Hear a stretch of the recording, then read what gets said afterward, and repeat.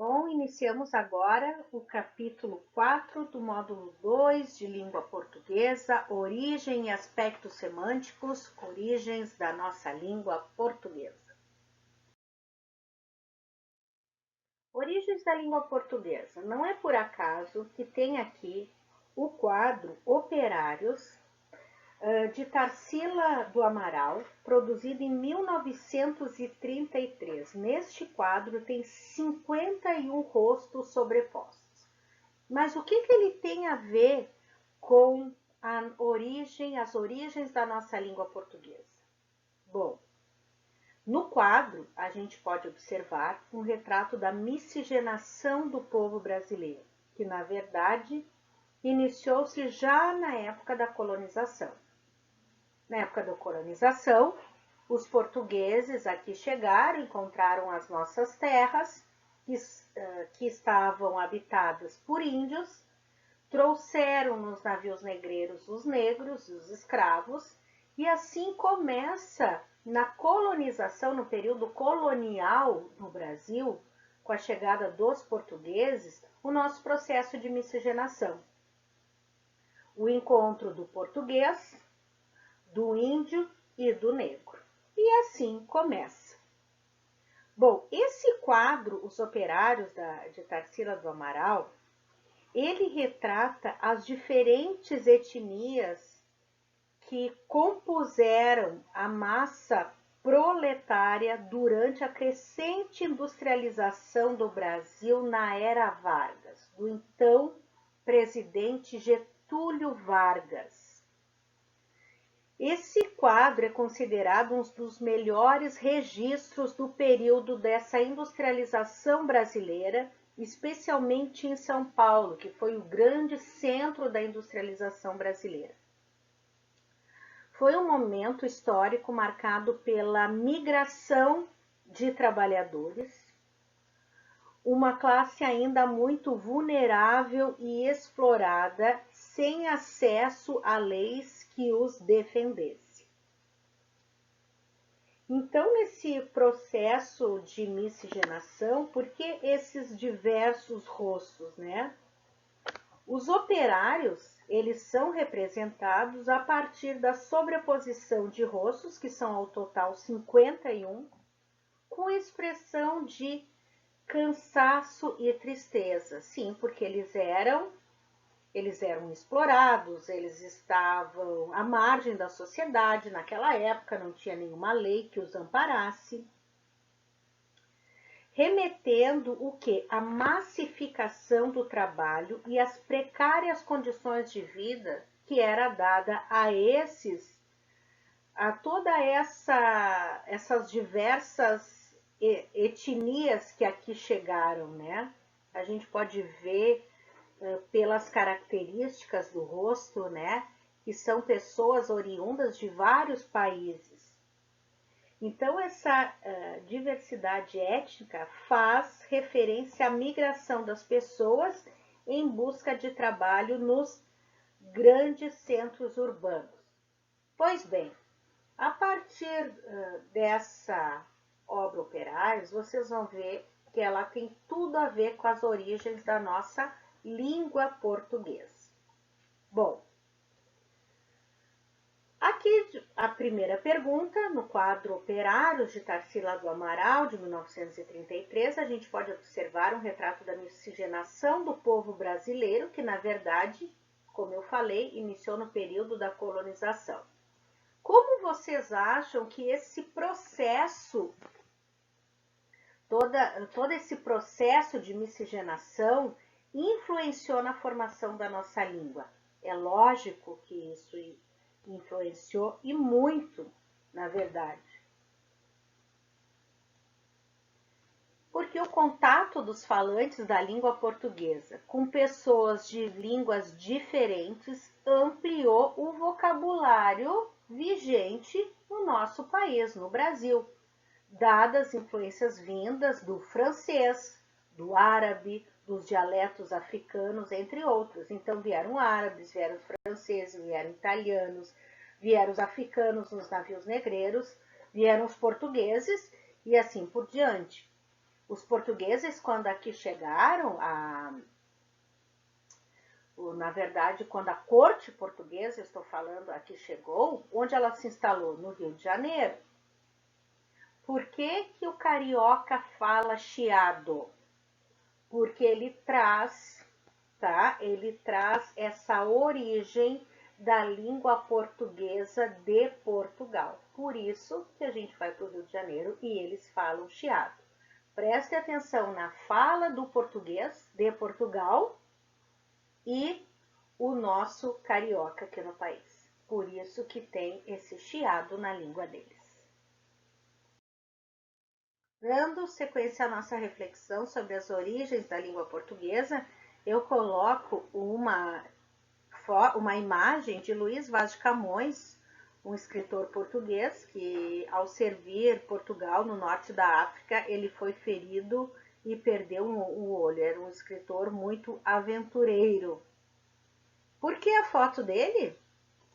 Essa pergunta aqui.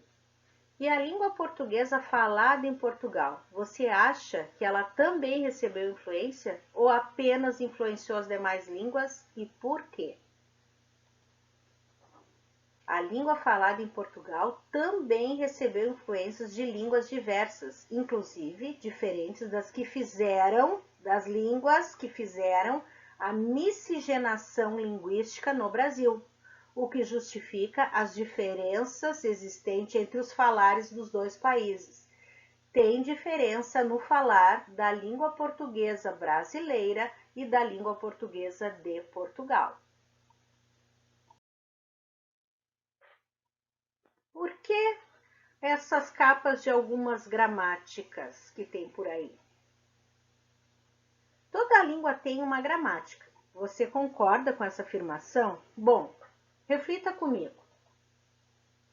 Neste primeiro momento, estamos nos referindo à gramática como conjunto de regras que organiza o sistema da língua. Por fim, é claro que ela é responsável pela estruturação da língua e, à medida que é assimilada por seus usuários, permite a comunicação entre eles. A partir da página 6 do nosso livro, vamos estudar o conceito de gramática e a origem da língua portuguesa. O que é gramática? No capítulo 3, vocês aprenderam que a gramática estuda as estruturas linguísticas, né? As estruturas da nossa língua. Complementando o estudo no capítulo 4, a gramática é um dos sistemas que organizam a língua a partir de regras observáveis nos usos linguísticos dos seus usuários. A gramática reúne as estruturas linguísticas já sedimentadas no nosso idioma e possui diferentes partes, os subsistemas. Que diferentes partes é essas? Bom, o primeiro subsistema que a gente cita é a fonologia, que estuda os sons das palavras, é a menor unidade sonora, que estuda os sons das palavras. A morfologia estuda a palavra e sua estrutura. Lembre-se do exercício que foi feito com duas orações fazendo referência à palavra olhos em uma das videoaulas anteriores. E sintaxe, que também vimos nas videoaulas anteriores, estuda as combinações nas sentenças. Ou seja, estudar morfologia significa estudar isoladamente as classes de palavras, diferentemente da sintaxe, que trata do estudo das funções das palavras na oração. Não existe gramática pronta. Não. Completa ou imutável, pois a língua é um organismo vivo que evolui com o grupo social que dela faz uso desta língua. A língua está em processo constante e natural de ampliação linguística. Agora vocês, estudantes, ficam se perguntando, Mas qual é a necessidade que a gente tem de estudar a gramática de uma língua? Pois bem, todo mundo sabe que o estudo das regras gramaticais não é o suficiente para escrever ou falar melhor. Ok, mas não é mesmo. Portanto, essa forma não pode ser o objetivo a ser atingido. Então, estudar gramática vai muito mais além do que esses estudos das regras gramaticais. E que estudar somente ela não é o suficiente, não, para vocês tirarem, para vocês alcançarem a pontuação máxima, os 1000 pontos na redação do Enem. Não são, não. Agora vocês vão acompanhar comigo a leitura da crônica do escritor Luiz Fernando Veríssimo. A crônica é um tipo de gênero que mistura o jornalismo e a literatura. De uma forma bem humorada, o Luiz Fernando Veríssimo, esse escritor gaúcho brilhante, ele fala de coisas do nosso cotidiano, utilizando sempre o bom humor. O nome da crônica chama-se O Gigolô das Palavras. Bom, já o nome já é engraçado, né? Vamos lá. 4 ou 5 grupos diferentes de alunos do Farroupilha. Farroupilha é uma escola particular de Porto Alegre, onde os estudantes assim são bem pobrezinhos, digamos. Vamos lá. Estiveram em minha casa numa mesma missão designada por seu professor de português. Saber se eu considerava o estudo da gramática indispensável para aprender e usar a nossa ou qualquer outra língua. Cada grupo portava seu gravador cassete, ou seja, isso foi feito há muitos anos atrás, onde existia gravador cassete, fita cassete.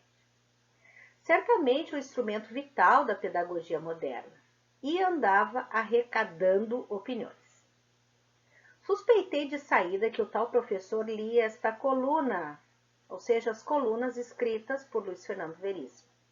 Se descabelava diariamente com suas afrontas às leis da língua e aproveitava aquela oportunidade para me desmascarar. Já estava até preparando, às pressas, minha defesa. Culpa da revisão. Mas os alunos desfizeram o equívoco antes que ele se criasse. Eles mesmos tinham escolhido os nomes a serem entrevistados. Vocês têm certeza de que não pegaram o Veríssimo errado? Não. Então vamos em frente. Respondi que a linguagem, qualquer linguagem, é um meio de comunicação e deve ser julgada exclusivamente como tal. Respeitadas algumas regras básicas da gramática, para evitar os vexames mais gritantes, as outras são dispensáveis. A sintaxe é uma questão de uso de princípios. Escrever bem é escrever claro, não necessariamente certo. Por exemplo, dizer escrever claro não é certo, mas é claro, certo? O importante é comunicar. E quando possível surpreender, iluminar, divertir, comover. Mas aí entramos na área do talento, que também não tem nada a ver com a gramática. Eu não disse tudo isso para meus entrevistadores e adverti que minha implicância com a gramática na certa se devia à minha pouca intimidade com ela. Sempre fui péssimo em português, mas isso eu disse, vejam vocês. A intimidade com a gramática é tão dispensável que eu ganho a vida escrevendo, apesar da minha total inocência na matéria. Sou um gigolô das palavras, vivo às suas custas e tenho com elas a exemplar conduta de um cafetão profissional. Abuso delas, só uso as que eu conheço. As desconhecidas são perigosas e potencialmente traiçoeiras. Exijo submissão, não raro, peço delas reflexões inomináveis para satisfazer um gesto passageiro, maltrato-as sem dúvida, e jamais me deixo dominar por elas. Mas não me meto na sua vida particular, Não me interessa seu passado, suas origens, sua família, nem o que outros já fizeram com elas. Se bem que não tenha também o mínimo escrúpulo em roubá-las de outro. Quando acho que vou ganhar com isso, algumas são de baixíssimo calão, não merecem o mínimo respeito. Um escritor que passasse a respeitar a intimidade gramatical das suas palavras seria tão ineficiente quanto um gigolô que se apaixonasse pelo seu plantel. Acabaria tratando-as com a deferência de um namorado ou com a tediosa formalidade de um marido. A palavra seria sua patroa. Com que cuidados, com que temores e obséquios ele consentiria em sair com elas em público, alvo da impiedosa atenção de lexicógrafos, etimologistas e colegas? Acabaria impotente, incapaz de uma conjunção. A gramática precisa apanhar todos os dias para saber quem é que manda. Luiz Fernando Veríssimo. Depois da gente escutar a leitura dessa crônica desse grande mestre das palavras, aqui vai uma pergunta. Conhecer o funcionamento da língua é bom para a comunicação? Pois bem, a comunicação é um dos pilares mais significativos da nossa sociedade. A gente precisa dela para se comunicar. Ou seja, podemos estabelecer duas conexões distintas entre si, mas interligadas por um eixo comum: sociedade e comunicação, língua gramática, porque senão a gente vai falar russo e ninguém vai se entender. Em outras palavras, não existe sociedade sem comunicação. Para haver comunicação, é preciso ter uma língua. E todas as línguas, sejam elas quais forem, são constituídas de uma gramática, pois têm estrutura e organização comuns aos seus falantes. Com base nessa reflexão, vamos propor um objetivo para o estudo da gramática. Analisar e compreender as características da língua, ou seja, como ela é usada pelas pessoas no dia a dia, seja em relação aos sons emitidos, os fonemas, a estrutura das palavras, que nós vemos a estrutura das palavras na morfologia, ou as contradições que se podem obter na formulação de uma mensagem. No Ocidente, lá na Grécia, nasceu a reflexão acerca da gramática, então pautada por um cara chamado Dionísio Trácio, que escreveu A Arte da Gramática no século II a.C. Ele, naquele período, ele norteava estudos gregos da época. Bom, essa obra serviu de base para as gramáticas grega e latina, entre outras línguas europeias. Como conceber a gramática, então? A mais conhecida ainda hoje é um manual de normas para falar e escrever corretamente. A famosa gramática normativa, né? Vamos agora para a segunda forma de conceber a gramática. É privilegiar a descrição dos fatos linguísticos sem a necessidade de catalogá-los em certo ou errado, como se faz na normativa da gramática, a que eu citei ali em cima. A terceira é ver a gramática como algo internalizado, ou seja, uma faculdade inata do ser humano. Segundo esse grande estudioso da língua, o linguista Chomsky, os enunciados que produzimos todos os dias são novos, mas reproduzimos as mesmas regras e as estruturas dos enunciados velhos, os quais ouvimos desde criança. E quais são as origens da língua portuguesa? O processo de formação de uma língua ele está vinculado em quê? Nos aspectos históricos, amplamente vinculado nos aspectos históricos. O português, por exemplo, é uma língua neolatina, ou seja, a sua raiz é o latim, falado lá na Roma Antiga durante o Império Romano. Havia, naquela época, duas variedades do latim: o oficial, usado pela parcela culta da população, que era bem pequena, e o vulgar, falado comumente pelas pessoas do povo e, portanto, o mais difundido.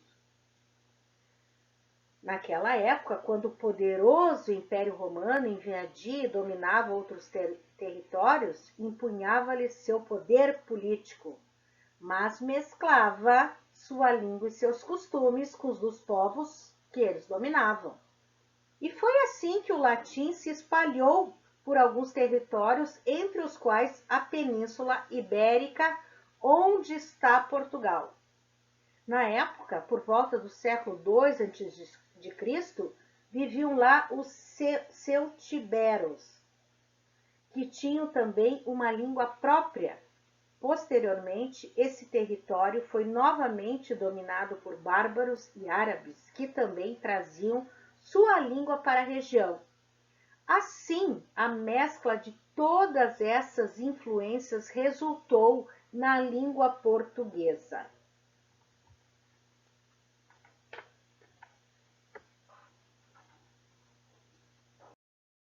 Segundo fonte do livro Gramática Pedagógica do Português Brasileiro, do escritor Marcos Banho, o português é resultado da transformação do latim vulgar, que nós acabamos de falar, que foi o que era mais utilizado, né? O latim vulgar, que era o mais difundido, falado pelas pessoas do povo, e do galego, falado na província de Galícia, hoje em território espanhol. Essas línguas sofreram muitas transformações ao longo do tempo, e só no século XIII foi publicado um texto mais próximo do que hoje consideramos a língua portuguesa, tá? Então, o idioma falado no Brasil sofreu ainda várias influências, não só como dos povos africanos e indígenas.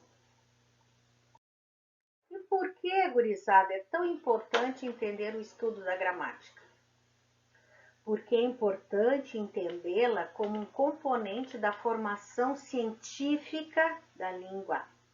A língua portuguesa é uma língua latina e recebeu influências de várias outras línguas. Compreender a sua gramática e sua evolução histórica nos permite ampliar nossos conhecimentos sobre a constituição da nossa própria identidade cultural.